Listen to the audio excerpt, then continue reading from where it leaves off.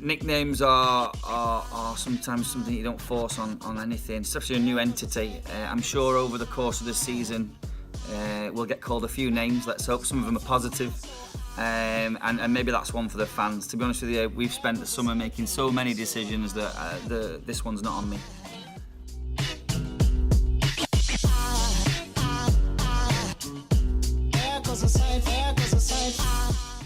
Budgets are always a contentious issue, and also there's a lot of they're getting this and they're paying that, and also I couldn't honestly say if I know going into this new league, if I know what everybody else is on. You can ballpark it, you can look at the type of players they're attracting and sort of pick it, but you never truly know. I mean, from our budget, we've got a modest budget.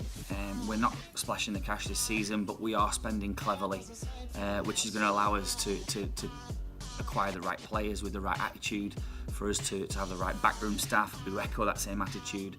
And so for us, our budget is enough for us to challenge for a title space, and it'll be something that is in place immediately, and you can see that from the type of players that we have been taking on board. But it's not a bank. It's a system we've got in place that has worked out as a business plan, as most clubs should be doing.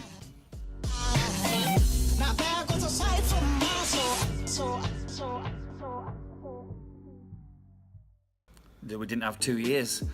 For me, the biggest obstacles came across the non-footballing side of stuff, the administration and sort of ratifying things with the FA. And to be fair, if we didn't have people doing that job with me, we wouldn't have got it done in time. So, most of the credit has to go to people, Steve Hanks, James Rogers, Lee Summerscales, the rest of the board for getting the information and doing the business plans and getting everything ready in time for the deadline that the FA set us.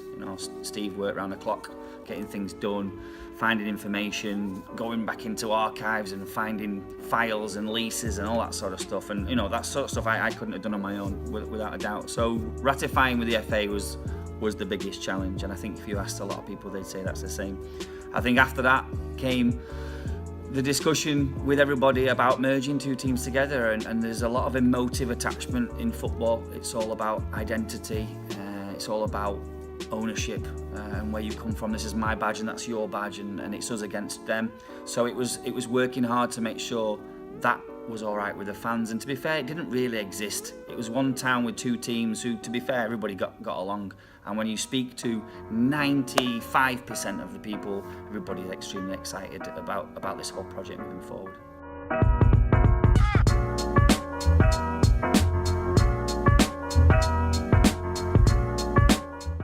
I actually live in Manchester. I've yet to sample the delights fully of all the chip shops in Ossett, although I'm aware that there are some great ones here, like Casey's, Park Square and Barracuda. Maybe we should have some sort of a chip off and get them all in and let the lads decide which is the best.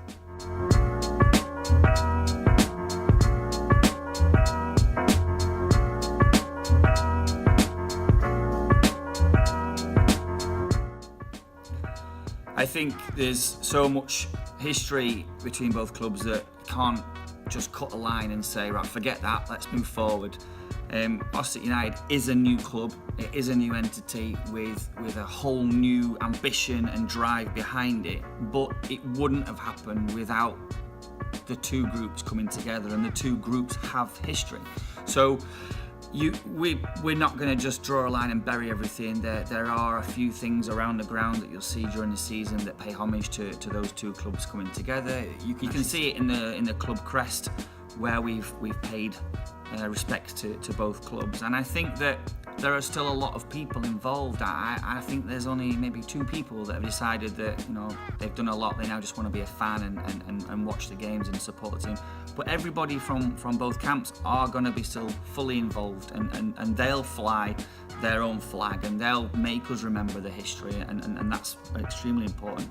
Looking forward, we've got a new history to carve, a new records to break, and new stories to write. And for me, that's the most exciting part: is to build build something now for us to look back in our lifetime and say we helped create that, and look at a great thing we did there.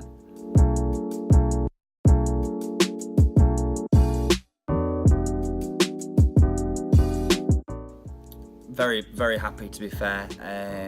Of course, it was a decent amount of time reviewing the manager's position and talking to both managers from both clubs.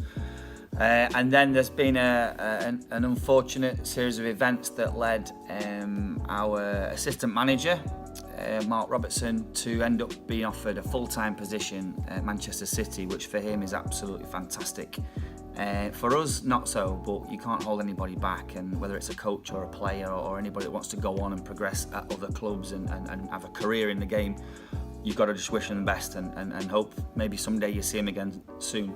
In terms of the recent news, acquiring the services of Paul Quinn came about almost quite naturally. A conversation between Andy and Paul took place, a catch-up really between two friends in the game who were having a chat off-season, and as Andy started to discuss more and more about his beliefs and what he thinks and how he thinks things should be done, and made it aware that he didn't have a number two, Paul actually said, keep talking. And so during that conversation they both came to some sort of agreement where they would like to work together. Reported that back to myself and the board. We had a conversation about it. We made it clear that it was Andy's choice. It's Andy's team and who he wants on that, both player-wise and coaches-wise. That's entirely up to him. And I think it's an absolutely amazing signing for us. Somebody who's got great experience at this level, knows the game inside out, knows the league, knows the players, works with the FA. So for me, ticks a lot of boxes. And I'm really excited to see these guys work together. I didn't think we'd be able to replace somebody the quality that Robbo gave us, and I actually think we have, and I'm extremely excited to see these two work together.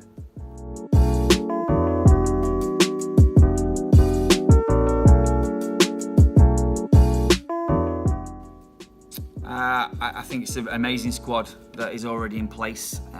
The door's not shut. There's always conversations to be had with people who are looking to play, but more importantly looking to have that sort of attitude that we've instilled now at the club. At this term, money spiders gets thrown out around quite a lot. It's quite obvious what it means, but for me, we're flipping that on its head and saying we've got a salary cap.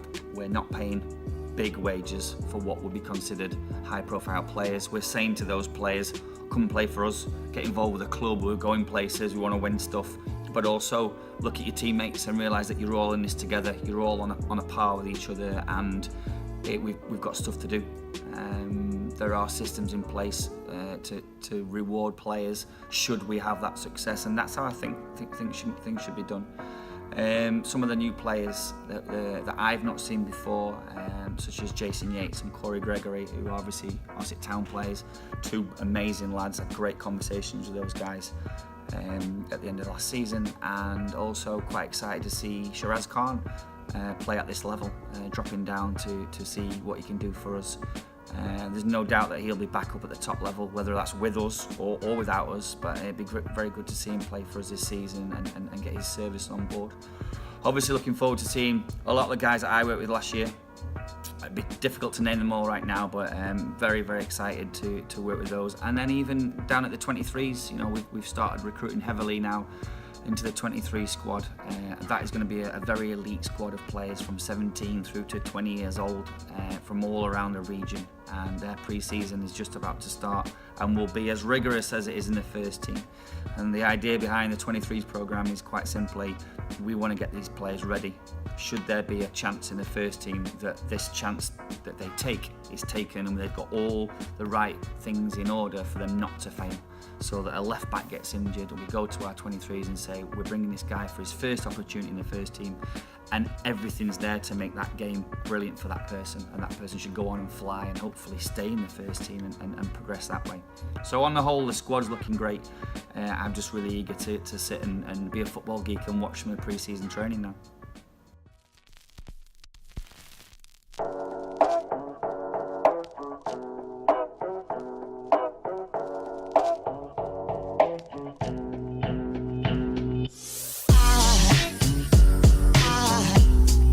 Aside from my soul,